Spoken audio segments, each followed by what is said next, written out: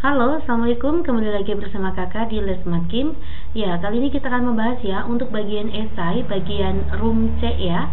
Ini adalah penilaian harian untuk bab turunan alkana atau fungsi. Saya langsung saja ya, soal nomor 1 sampai dengan 5 yang punya bukunya merapat ya dek ya. Jangan lupa subscribe dan share video kakak kepada teman-teman kalian. Kita pintar bersama-sama. Tuliskan semua isomer struktur asam karboksilat dengan rumus molekul C6H12O6. Yang ditanya adalah isomernya asam karboksilat ya. Oke, langsung saja saya buat di sini CH3, langsung ada CH2, CH2, ada 6 ya dek. CH2 ini baru 4. Nanti sini ada 5 dan di sini ada 6. Ya gitu ya, 1, 2, 3, 4, 5, 6. Untuk yang pertama itu adalah asam heksanoat. Heksanoat. Selanjutnya kita potong 1 ya untuk cabang. Maka nanti CH3, CH2, 3, 4. Nah, nanti di sini 5. Yang tadinya induknya ada 6, kita buat ada 5. Ya, karena satunya udah kita potong untuk cabang. Kita buat cabang di sini ada CH3. Maka nanti di sini H-nya bersisa 1. Begitu ya. Kita kasih nama apa? Kita kasih nama 2-metil pentanoat. Jumlah induknya ada 5. Lanjut ya. Yang induknya ada 5 masih ada ya. 1, 2, 3, 4, 5. Ya, tadinya kan metil itu ada di C kedua, kita pindahkan di C ketiga. Ini namanya isomer fungsi, isomer posisi ya di sini ya. CH3-nya pindah aja ya di C ketiga ya. Maka kita kasih nama. Ini ada asamnya ya, Dek. Asam. Ini juga asam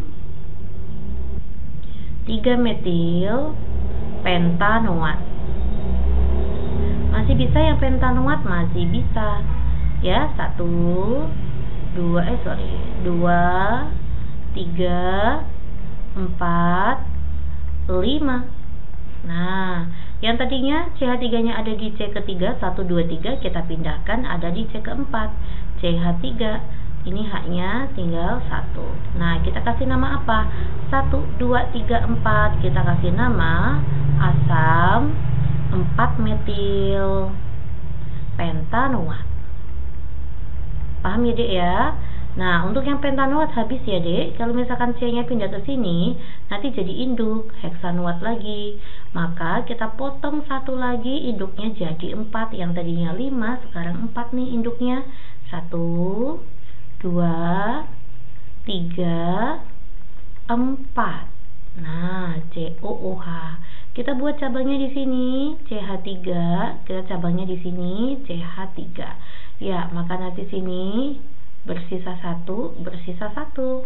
Kita kasih nama 1, 2, 3, 4 ya, asam 2,3 dimetil butanoat.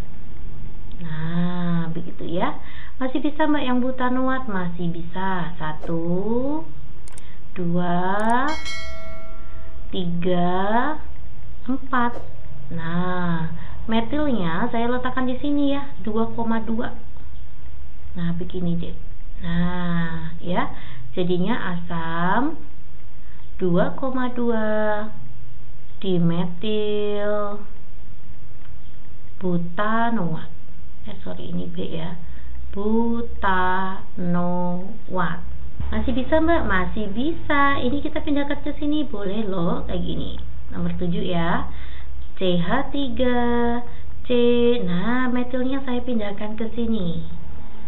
Nah, 1, 2, 3, 4, 5, 6. Nah, ini kita masih butanoat ya. Ya, 1, 2, 3. Maka jadinya asam 3,3 dimetil butanoat. Masih bisa? Masih bisa. 1 lagi nih yang butanoat nih. 1, 2, 3, 4, 5. 6. Nah, kayak gini masih bisa. Ya, ini H-nya 1. Ini berarti H-nya 2, sini H-nya 3. 1, 2, di C kedua ada etil ya, jadinya asam 2 etil butanoat. Begitu ya. Kalau misalkan etilnya pindah di sini Mbak, di sini ya, misalkan 1, 2. Nanti ini sama aja 1, 2, 3, 4, 5. Induknya ada 5. Induk 5 tadi udah. Ya, maka untuk butanoat habis. Kalau untuk propanoat Mbak, kita coba ya. 1, 2, 3 kayak gini. Nah, boleh deh ini 4, ini 5. 6-nya taruh mana? Udah nggak bisa nih. Udah mentok di 5C, padahal kita butuh 6. Tidak ada lagi ya, maka isomernya ada 8. Ya oke ya, pasti kalian bisa ya. Semoga kalian bisa. Lanjut ya Dek. Kita masuk ke soal nomor 2. Dalam proses sintesis suatu senyawa di laboratorium juga dihasilkan produk samping selain produk utama yang diperlukan ya. Diketahui produk samping tersebut mempunyai rumus C3H8O. Saya buat di sini ya, ternyata C3H8O ini adalah produk sampingnya. Produk samping. Nah, kita lihat di sini, ini adalah CnH2n plus 2O. Berarti ini kalau nggak alkohol, ya ini adalah ether. Nah, ini produk sampingnya. Sehingga bisa berupa alkohol maupun ether gitu ya guys. Bagaimana cara mengidentifikasi golongan senyawa produk samping tersebut? Nah, intinya nih di soal bagaimana cara membedakan alkohol dengan ether gitu aja ya. Untuk poin ke-1, cara membedakan alkohol dengan ether itu direaksikan dengan logam natrium. Direaksikan dengan logam natrium. Oke ya, ditambah dengan natrium. Untuk alkohol ya, untuk alkohol saya buat di sini ROH itu dapat bereaksi dengan natrium, akan menghasilkan ini ya RONA dan melepas gas hidrogen. Sedangkan untuk ether, ROR aksen, jika bereaksi dengan natrium itu tidak bisa. Ini pertama ya yang membedakan antara bukan natrium ya, alkohol dengan ether. Alkohol bisa bereaksi dengan Na, sedangkan ether tidak. Lanjut yang kedua, itu pada reaksi dengan PCl5 ya, reaksi dengan PCl5. Alkohol itu bereaksi dengan PCl5 menghasilkan HCl ya. Di sini menghasilkan HCl. Sedangkan ether jika direaksikan dengan PCl5 tidak menghasilkan HCl. Nah, inilah yang membedakan alkohol dengan ether. Ya. Lanjut ya, kita masuk ke soal nomor 3. Aldehida dapat dibuat dengan mereduksi asam karboksilat jika dikehendaki senyawa 3,4 dimetilpentanal. Tentukan A, nama struktur senyawa asam karboksilat yang akan direduksi. Ya, kita harus tahu dulu ya, 3,4 dimetilpentanal itu seperti apa. Ini mintanya hasil produknya adalah pentanal dulu ya. 1, 2, 3, 4, 5. Nah, inilah pentanal. Lalu di C ketiga dan 4 ada metil. 1, 2, 3, 4. Nah, ini ya. 3,4 dimetil. Saya buat di sini berarti H-nya 2, di sini H-nya 1, di sini H-nya 1, di sini H-nya 3. Ini hasil akhirnya. Ya, maka dia direduksi dari apa? Maka direduksi dari senyawa asam karboksilat dengan struktur yang sama, tetapi gugus fungsinya berbeda, gitu aja. Maka nanti CH3, CH, di sini CH3, di sini CH, di sini CH3, di sini ada CH2, tetapi sini jadi gugusnya asam karboksilat. Ya, jadi awalnya itu asam karboksilatnya namanya apa? 1, 2, 3, 4. Asam 3,4 dimetil itu 2345 ya, pentanoat. Inilah asam karboksilatnya. Begitu ya. Oke, lanjut aja kita ke poin B. Persamaan reaksi reduksi asam karboksilat. Oh, ini reaksinya. Ya. Oke ya, untuk poin B sekalian ini udah ada jawabannya di sini.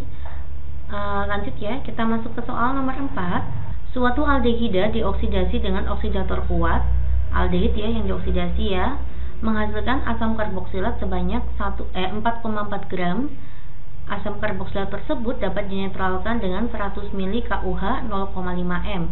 Tentukan isomer aldehida asal ya. Jadi saya punya gugus aldehid di sini ya, RCOH. Jika kita oksidasi ya dengan oksidator kuat akan menghasilkan asam karboksilat COOH ya dengan MrCOOH. Ya, ternyata massa yang dihasilkan untuk asam karboksilat itu adalah 4,4 gram. Lalu asam karboksilat itu dinetralkan ya di soal ya. Ternyata dinetralkan dengan KUH 100 ml 0,5 m. Tentukan ini ya aldehidnya ini apa gitu ya guys ya. Oke ya, saya buat di sini untuk reaksi netralisasi dulu. Reaksi netralisasi. Untuk reaksi netralisasi itu rumusnya adalah mol H+ sama dengan mol OH-. Nah, di sini OH-nya itu punyanya KUH, ini punyanya COOH. Nah, rumusnya mol di sini adalah MB dikali dengan VB dikali valensi basanya. MB-nya itu 0,5 gitu ya Dek ya. VB-nya itu adalah 100 ml. Nah, valensi basanya itu 1 ini K plus OH-. OH-nya ada 1. Nah, nanti ketemulah 0,5 dikalikan 100 itu 50. Tetapi ini masih 50 milimol. Maka nanti mol H+-nya juga ketemu. Ini udah mol H+ ya, sorry. Di sini ada mol H+. Mol H+-nya ketemu 50 milimol. Paham ya? Setelah molnya ketemu, kita bisa mencari MR-nya asam karboksilat tersebut ya. Nah, dimana nanti rumusnya mol kan gram dibagi dengan MR. Ya, berarti nanti MR itu rumusnya adalah gram dibagi dengan mol ya. Gramnya itu 4,4. Begitu deh. Nah, ini harus jadiin mol. Maka 50 milimol kita jadiin mol dibagi dengan 1000 ya. Dibagi dengan 5 kali 10 pangkat min 2. Oke, atau 0,05. 4,4 dibagi dengan 0,05 itu adalah 88. Inilah MR-nya. Saya masukkan di sini ya. Nah, dimana untuk rumus asam karboksilat itu kan CN H2N O2 ya. Nah, ini MR-nya mintanya 88. C itu 12. Ya, maka nanti 12N, H itu 1 kalikan 2, berarti kan 2 ya, ditambah dengan 2N, ditambah dengan O itu 16. 16 dikalikan 2 itu adalah 32, sama dengan 88. 12 ditambah 2 itu adalah 14N, sama dengan 88 saya kurangi 32. 14N sama dengan 8 kurangi 2 adalah 6, 8 kurangi 3 itu adalah 5. N-nya kita peroleh 56, saya bagi dengan 14. Jawabannya 4. Maka kita peroleh ya di sini asam karboksilat jumlah C-nya ada 4. Oke. Nah, berarti kalau misalkan di sini hasil akhirnya asam karboksilatnya jumlah C-nya 4, berarti kan C4 ya. Oh, sorry, saya buat kayak gini aja. Strukturnya ya. Langsung kerangkanya aja C4. Berarti 1 2 3 3 ya kayak gini 4. Nah, maka nanti aldehidnya ya seperti ini, cuman gugusnya jadi aldehid. 1 2 3. Nah, kayak gini. Oke. Inilah aldehidnya ya. Berarti dia adalah sebuah butanal. Setelah kita beroleh butanal, yang ditanya itu adalah isomernya, berarti isomer aldehidnya. Ya, berarti kita akan mencari isomer untuk C4H8O ya, tapi untuk aldehid ya. Yang pertama itu ya butanal ini ya, 1. Saya nggak pakai H ya, nanti adik silakan lengkapi dengan H. 2, 3, 4 ya. Nah, pertama itu adalah butanal. Oke, ini yang ke 1 ya. Oh, ini pakai angka 1 aja. Ini pakai angka 1. Yang kedua itu bisa kita potong 1 ya induknya. 1, 2, 3. Ini COOH. Nah, maka kayak gini ya, namanya adalah 2-metil bukan butanal dong, propanal. Induknya ada 3. Ya, jadi isomernya ada 2 ya. Yang pertama adalah butanal, yang kedua adalah 2-metil propanal. Ini untuk isomer aldehid asal tersebut. Semangat ya. Lanjut kita masuk ke soal nomor 5. Penggunaan freon sebagai zat pendingin dalam lemari es dan AC memberikan dampak negatif terhadap lingkungan. Secara langsung, freon menyebabkan terjadinya efek rumah kaca. Benarkah demikian? Ya, saya tuliskan ya. Jadi pernyataan tersebut itu adalah tidak benar. Di sini freon yang terlepas dari AC ataupun lemari es itu akan terurai menghasilkan atom klor radikal ya. Lalu atom klor radikal atau Cl ya, Cl radikal akan menguraikan ozon di atmosfer. Nah, ozon itu adalah lapisan yang berfungsi untuk menahan sinar UV yang berbahaya ya. Jadi, lebih tepatnya bukan efek rumah kaca ya. Lepasnya freon ya, itu akan menyebabkan lapisan ozon menjadi tipis. Oke ya, sehingga sinar UV itu dapat masuk ke bumi lebih banyak, menyebabkan berperan juga nih kenaikan suhu permukaan bumi. Akan tetapi, freon itu tidak berkaitan langsung dengan timbulnya efek rumah kaca. Tetap ya, yang penyebab utamanya adalah gas CO2. Oke ya adik ya, jadi pernyataannya adalah tidak benar. Bukan penyebab langsung atau utama efek rumah kaca. Ya, terima kasih perhatiannya, semoga bermanfaat ya. Assalamualaikum.